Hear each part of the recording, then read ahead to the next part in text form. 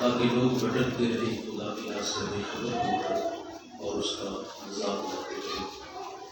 خدائی کا لفظ مذاق اور میں ایسے لوگوں کے لیے رسوا کرنے والا عذاب ہے۔ علامہ روسی اور دیگر مفسرین اس آیہ مبارکہ کا شان نزول بیان کرتے ہیں۔ مکہ کا ایک معتبر شخص جس کا نام نظر بن حارث ہے، یہ آیہ مبارکہ اس کے حق میں نازل ہوئی ہے۔ اصل معاملہ یہ تھا کہ حضور کی جلوہ افزائی سے پہلے یہ جہاں نہیں تھا، پوری سادہ کرنے سے تھوڑی سی بات کرتے ہیں، پوری دنیا میں اندھیرے تھے، اخلاقی قدریں زوال پذیر تھی۔ آقا تشریف لائے اور مکہ کے گٹاٹوپ گنبدوں میں توحید کا چراغ جلایا۔ پھر اتنے اجالے انوار اترے کہ جو لوگ در در پہ دھکے کھا رہے تھے، آقا کی صدائے دل نواز میں ہمیں کھینچ کے ایک خدا کے آگے جھکنا سکھا دیا۔ سبحان اللہ۔ میرے نبی صلی اللہ علیہ وسلم کار نبوت کی ذمہ داریاں سر انجام دینے کے لیے میدان عمل میں قولوا لا الہ الا اللہ تفلحوا کی صدا جزیرہ عرب میں گونج اٹھی۔ تو حضور کی تبلیغ سے متاثر ہو کر کے لوگ فرد واحد سے ایمان لانے لگے اور اسلام دن بدن نشو و نما پانے لگا۔ جو مخالفین تھے، اسلام دشمن تھے، وہ باہم جوڑ بیٹھے اور انہوں نے معذلہ کہا کہ ہم بانی اسلام کو صفحہ ہستی سے مٹا دیں گے اور اس شمع کے گرد جو مٹھی برمانی ہے ہم انہیں خاک میں ملا دیں گے۔ لیکن وہ کیا کسی نے خوب کہا کہ فانوس بن کے جس کی حفاظت ہوا کرے، وہ شمع کیا مجھے جس سے روشن خدا کرے، سبحان اللہ۔ اور جدا ذکر خدا بلند کرے، کیڑا جمعے اس میں بند کرے، وہ ذکر کا محافظ آپ خدا پڑھو لا الہ الا اللہ محمد رسول اللہ۔ ہزار بار مخالفتوں کے باوجود اسلام پھیلا، اسلام نشو و نما پاتا رہا۔ میں نے جس شخص کا نام لیا نظر بن حارث، یہ تاجر تھا، ملک شام ایران تجارت کے لیے اس کا آنا جانا تھا۔ اس نے وہاں سے رستم و اسفندیار کی جنگی قصے کہانیاں خریدی، مکہ آیا اور لوگوں کو جمع کر کے کہتا ہے کہ تمہیں محمد صلی اللہ علیہ وسلم آد و سمود کی کہانیاں سناتے ہیں، تم میرے پاس آؤ میں تمہیں اجمیوں کی کہانیاں سناؤں گا۔ یہ چال تھی اس کی، لوگوں کو جمع کیا اور لوگوں کو جمع کر کے قصے کہانیاں سنائی۔ ایک چال اور بھی رکھتا تھا وہ، اس کے پاس حسن کی بڑی بہتر باندیاں تھیں جن کا ناچ گانا لوگوں کو سناتا دکھاتا۔ اس کی محنت سے کچھ کچے ایمان والے لوگ مرتد بھی ہوئے تھے، تو اللہ نے اس کے حق میں یہ آیہ مبارکہ نازل فرما دی کہ جو اصلاح کے کام کرتے ہیں ان کے لیے رسوا کرنے والا عذاب ہے۔ لہو الحدیث کی تشریح میں علماء تفسیر بیان کرتے ہیں کہ اس سے مراد گانا بجانا اور موسیقی مراد ہے۔ نظر بن حارث کا کام کیا تھا؟ کس سے کہانیاں سناتا تھا اور لوگوں کو ناچ گانا دکھاتا تھا، اور فرمایا ایسے لوگوں کے لیے اللہ کے ہاں رسوا کرنے والا عذاب ہے۔ دوستو، یہ موسیقی، یہ گانا، اس کا ہمارے اوپر حملہ کب ہوا؟ سنتے چلیے گا۔ یہ خلافت راشدہ کے دور کے اختتام پر یہ موسیقی ہمارے اوپر حملہ ور ہوئی۔ تاہم اس وقت تو ملت اسلامیہ کا نظام دفاع مضبوط تھا، تو اس نے آبادی کم کرے آواز، تو اس نے متاثر تو کیا لیکن زیادہ نہ کیا۔ لیکن آج 14 صدیاں بیت گئی اور ملت اسلامیہ کا نظام دفاع کمزور ہو گیا اور یہ موسیقی ہمارے جسموں میں سرایت کر گئی۔ کل تک جو روح کی سزا تھی آج وہ روح کی غذا ہے۔ بقول اقبال کے تھا، وہ کہتے تھا جو ناخوب بتدریج وہی خوب ہوا کہ غلامی میں بدل جاتا ہے قوموں کا ضمیر۔ کل تک جو روح کی سزا تھی آج وہ روح کی غذا ہے۔ گانا گانے والے آپ دیکھ لیں، وہ کہتے ہیں یہ بچپن کا شوق اور اللہ کا فضل کہتے ہیں، اور جو سننے والے ہیں وہ اس کو روح کی غذا کہتے ہیں۔ نہ گانا گانے والا غلط کہہ رہے، نہ سننے والے اس کو گناہ جان رہے ہیں۔ میرے نبی تو فرماتے ہیں کہ میں محمد آلات موسیقی کو توڑنے آیا ہوں، اور فرمایا جو وادیوں سے گانے سنے گا اللہ قیامت کے دن ان کے کانوں میں سیسا بگلا کے ڈالے گا۔ سید عائشہ رضی اللہ تعالیٰ عنہ سے مروی روایت ہے، میرے نبی فرماتے ہیں کہ جو اس حال میں مرا کہ وہ گانے سن رہا تھا فرمایا مر جائے تو اس کا جنازہ بھی نہ پڑھو۔ عزت کی موت نہیں کہ بندہ گانے سنتا مرے۔ ہمارے گجرانوالہ میں ایک قاری قرآن تھے، قاری عبداللطیف جلالی رحمۃ اللہ علیہ، اللہ ان کی قبر پہ کروڑوں رحمتوں کا نزول فرمائے۔ آج سے تقریباً 1-1.5 عرصہ پہلے کی کہانی ہے۔ یکم رمضان ہے، نماز فجر کا وقت ہے، پہلی رکعت کا پہلا سجدہ ہے، پیشانی اللہ کے حضور جھکی ہوئی ہے، سبحان ربی الاعلیٰ کے نغمے ہیں۔ اللہ نے فرشتے کو بھیج دیا اور فرشتہ روح کفسنسی سے کھینچ کے لے گیا۔ اس عالم نے، حافظ نے، قاری نے داعی اجل کو لبیک حالت سجدہ میں کہا، قیامت کے دن جب اٹھے گا تو اس کے لبوں پر سبحان ربی الاعلیٰ کے نغمے ہوں۔ سبحان اللہ۔ بھائی جان جیو شان سے، مرو ایمان سے۔ یہ کوئی موت ہے یار کہ بندہ گانے سنتا مرے؟ فرمایا جو اس حال میں مرا کہ وہ گانے سن رہا تھا، مر جائے تو اس کا جنازہ بھی نہ پڑھو۔ امام منذری الترغیب والترہیب میں ایک روایت لائے ہیں، میرے نبی فرماتے ہیں 2 آوازیں قابل لعنت آوازیں ہیں۔ ایک فرمایا خوشی کے وقت گانا، اور دوسرا فرمایا غم کے وقت بین کی آواز۔ یہ دنیا اور آخرت میں قابل لعنت آوازیں ہیں۔ دیکھیں اسلام خوشی سے منع نہیں کرتا، اسلام کہتا ہے نعمت ملے چرچا کرو، نعمت کے حصول پر منہ بسورنا نعمت کی بے قدری کہلاتا ہے۔ لیکن یہ بات پیش نظر رہے کہ اسلام غیرت مند دین ہے، ماننے والوں کو بےہودگی کا درس نہیں دیتا۔ وہ کہتا ہے میرے کو تو میرے ہی لوگوں، سر سے لے کر پاؤں تک اسلام کے سانچے میں ڈال دیا ہے۔ بات یہ عرض کروں، اسلام خوشی سے منع نہیں کرتا، اسلام رخصت دیتا ہے۔ میں مثال سے عرض کروں گا، شادی ہوئی، شادی کے بعد آرزو کا ایک جہان ہوتا ہے۔ شادی کے فوراً بعد دل میں آرزو کیا پیدا ہوتی ہے؟ اللہ ہمیں اولاد سے نوازے، اولاد آنکھوں کی ٹھنڈک، اس کو من کا قرار کہتے ہیں، اولاد کو اسائے پیری کہتے ہیں، بڑھاپے کا سہارا کہتے ہیں۔ لیکن اللہ کسی کو امتحان میں ڈال دے، یہ اللہ کی مرضی ہے بھائی، 10-20 سال اولاد ہی نہ ہو، آنکھیں بوڑھی ہو جاتی ہیں اس اولاد کے انتظار میں، اور آپ بے اولاد حضرات سے پوچھ کے دیکھ لیں کہ وہ اولاد کی کمیاں کتنا تڑپاتی ہیں۔ میں پچھلے دنوں ٹوبر ٹیکسنگ کی ایک جگہ حاضر ہوا، میرا جو میزبان تھا اس نے مجھے دعا کے لیے کہا، بے اولاد تھا، میں نے دعا کی، لیکن تڑپا دینے والی کہانی سنیے گا۔ وہ کہتا ہے ہم 6 بہن بھائی ہیں، 5 بھائی 1 بہن، اور ہم سب شادی شدہ ہیں، اور شادی کی عمر بھی بتاتا ہے، کسی کی عمر شادی کی 17 سال 15 سال 14 سال 13 سال۔ اس نے کہا ہم سب بے اولاد ہیں۔ اللہ کی مرضی ہے یار، کسی کو امتحان میں ڈال دے 20 سال بیٹا ہی نہ ہو۔ اچھا اللہ کسی کو 20 سال بعد بیٹا دے اور منہ بسور کے بندہ بیٹھ جائے تو ہم کیا کہیں گے کہ اس کو نعمت کی قدر نہیں؟ بھائی بیٹا ملا چرچا کرے نا، خوشی کرے۔ اچھا اللہ نے ہمیں بیٹا دیا تو کیا ہم نے سجدہ شکر ادا کیا؟ اپنی خوشیوں کو دوبارہ کرنے کے لیے سورہ محمد کا ذکر کیا، انتہائی معذرت۔ ہم نے دونوں کے رویے دیکھے پڑے ہیں، میرا تعلق اتحاد سے ہے۔ ہمارے دیہاتوں میں جب کسی کے یہاں بیٹا ہو تو وہ سب سے پہلا کام یہ کرتے ہیں، وہ طے کام کرتے ہیں، اور اس خیال سے کرتے ہیں کہ اس کے کان میں کسی غیر کی آواز نہ پڑے، حالانکہ ہم نے قابل لعنت آواز ڈالی ہے۔ حکم تو یہ ہے کہ اس کے کان میں اس وقت داعیہ کی آواز بھی نہ پڑے، کیونکہ بچہ پہلی آوازوں سے مانوس ہوتا ہے۔ اس وقت حکم یہ ہے کہ اس کے کان میں سب سے پہلی آواز ہو تو وہ اللہ اکبر کی آواز پڑے۔ لیکن ہم نے گانا چلا دیا، اور سید اعلیٰ حضرت لکھتے ہیں کہ بچہ بولنے لگے، یہ ماں باپ کی ذمہ داری ہے کہ اس کو اللہ اللہ سکھائے، اللہ سیکھے، اس کو لا الہ کی لوریاں دو، لا الہ بھی سیکھے، پھر محمد رسول اللہ۔ اس کے بعد آپ نے ماما سکھانا ہے، پاپا ڈیڈی جو بھی سکھانا، یہ بات ہے، سب بات کی ہے۔ لیکن معذرت سے ہمارے یہاں بچہ بول تو گانا چلا، بچہ بولنے لگا تو گالیاں بولنے لگا، توتلی زبان سے۔ ظاہر گھر سے بچے سیکھتے ہیں، بڑوں سے سیکھتے ہیں، اور اولاد کو نیک بنانے کا آسان طریقہ ہمارے بڑے کہتے ہیں کہ خود نیک بن جاؤ۔ اگر ہم خود نیک نہیں ہوں گے تو آنے والی نسلوں سے بھلائی کی امید کیسے رکھیں گے؟ تو بچے بڑوں سے سیکھتے ہیں، جو پورا کاغذ ہوتے ہیں، جو بھی تحریر لکھو گے 1 منٹ ہوگی، گالی کا ماحول ہوگا تو بھائی گالی آئے گی، اگر قرآن پڑھنے کا ماحول ہے، حدیث پڑھنے کا ماحول ہے، محمد عربی پہ درود پڑھنے کا ماحول ہے تو نتائج اس کے بھی آئیں گے۔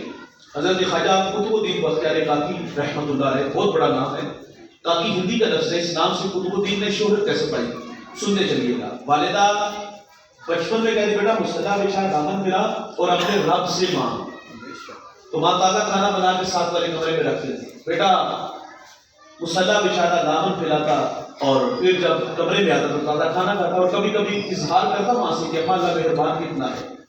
میں اس کے حضور دعوت پھیلاتا ہوں تو وہ مجھے تازہ کھانا دیتا ہے، اور ماں اس بات سے راضی ہوتی کہ میرے بیٹے کا رب کے ساتھ توکل کا رشتہ جڑ گیا۔ یہ مشق کافی دیر باقی رہی، جاری رہی۔ آپ فرماتی ایک دن میں گھر سے باہر تھی کام کی غرض سے، آنے میں تھوڑی سی تاخیر ہوئی، دل ڈوبنے لگا، خوف کھانے لگا کہ اللہ آج کہیں وہ توکل کا رشتہ کمزور نہ ہو جائے۔ آپ فرماتی میں گھر آئی تو میں نے دیکھا کہ خود کو دی ماہوے استراحت تھا۔ بیدار ہوا تو میں نے پوچھا بیٹا کھانا کھایا؟ مجھے کہتا جی ماں جی کھانا کھایا، لیکن ماں جو کھانا آج کھایا پہلے کبھی نہیں کھایا، اور جو مزہ آج آیا ہے پہلے کبھی نہیں آیا۔ دیکھیے یہ ماں رب سے جوڑتی تھی۔ منصور علی ایک بہت بڑا رائٹر ہوتا ہے، وہ کہتا میں نے ایک بچے سے پوچھا بیٹا تو بڑا ہو کر کیا بنے گا؟ تو وہ کہتا میں بڑا ہو کر نور الدین زنگی بنوں گا۔ آپ جانتے ہیں نور الدین زنگی کو؟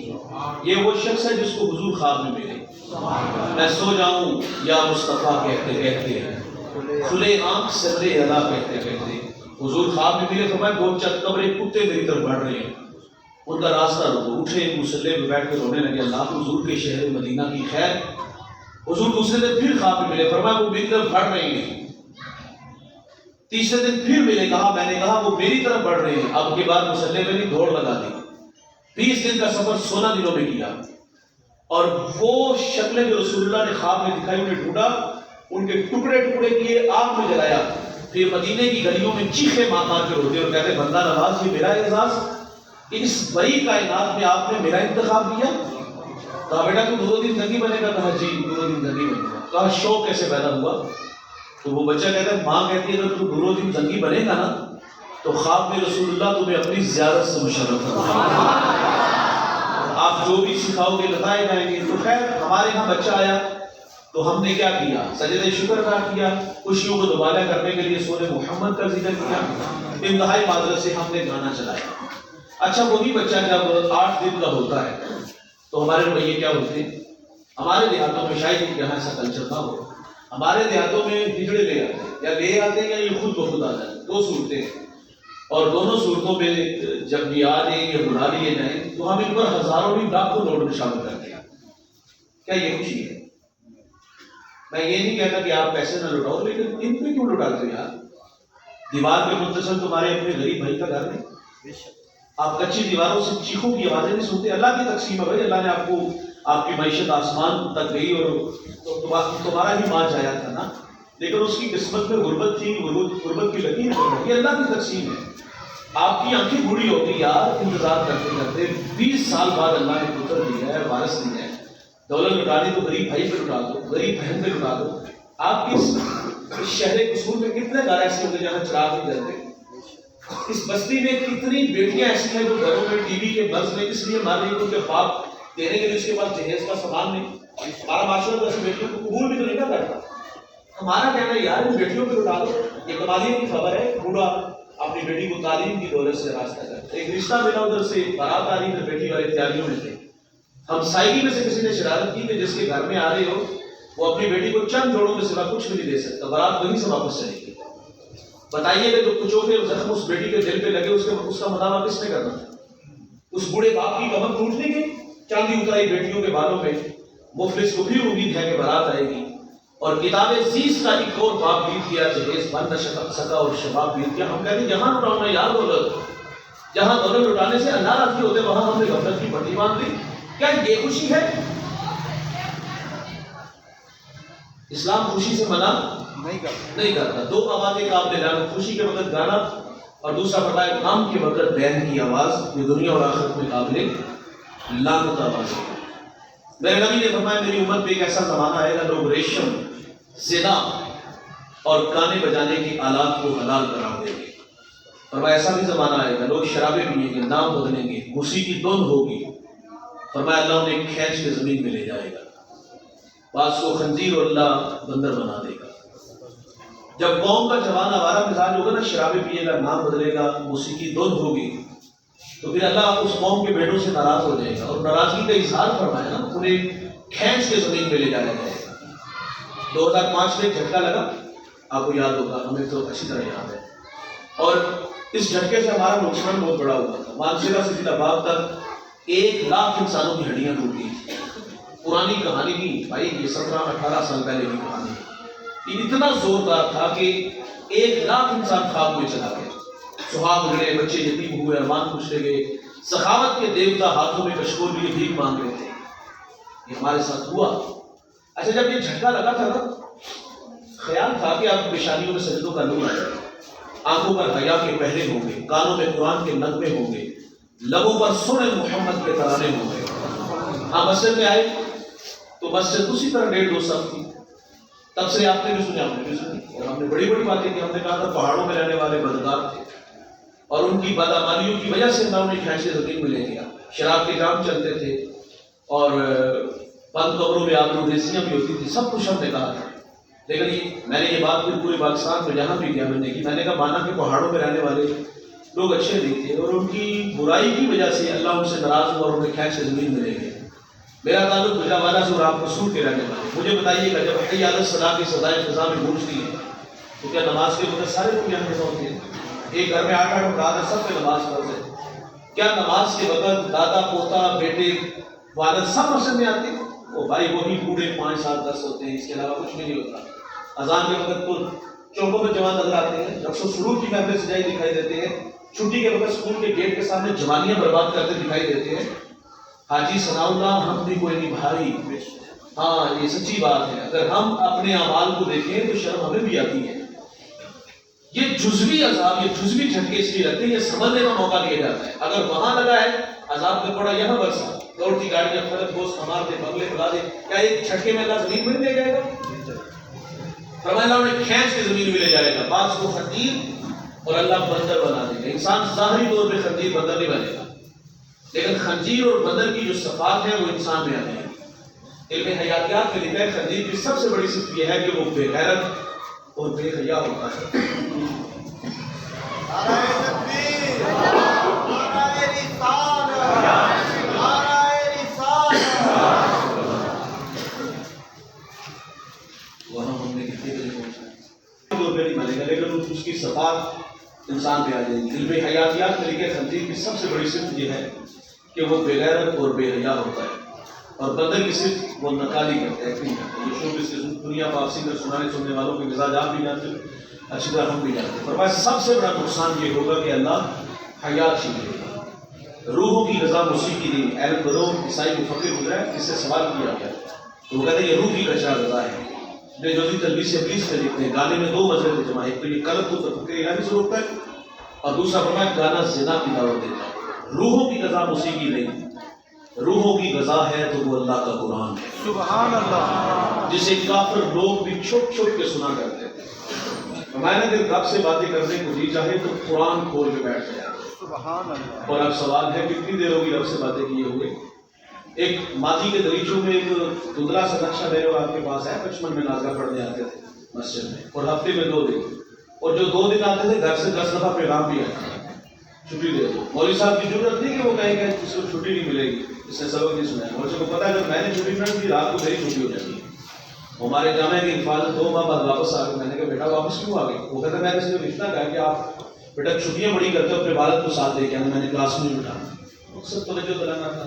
وہ کہتے وہ حضرت آئے مسجد میں آپ کو بولا تھا اور آ کے مجھے اتنا رف لہجہ تو کہتے کہ مولوی تیرے پیو کی مسجد، اس میں کوئی شک نہیں بھائی، ہمارے واقعی باپ کی مسجد. اگر مولوی کے باپ کی مسجد نہیں تو جو نماز پڑھنے آتے ہیں سوال ان سے نہیں ہے یہ مسجد کس کی ہے، کوئی ہمیں جواب دے دے.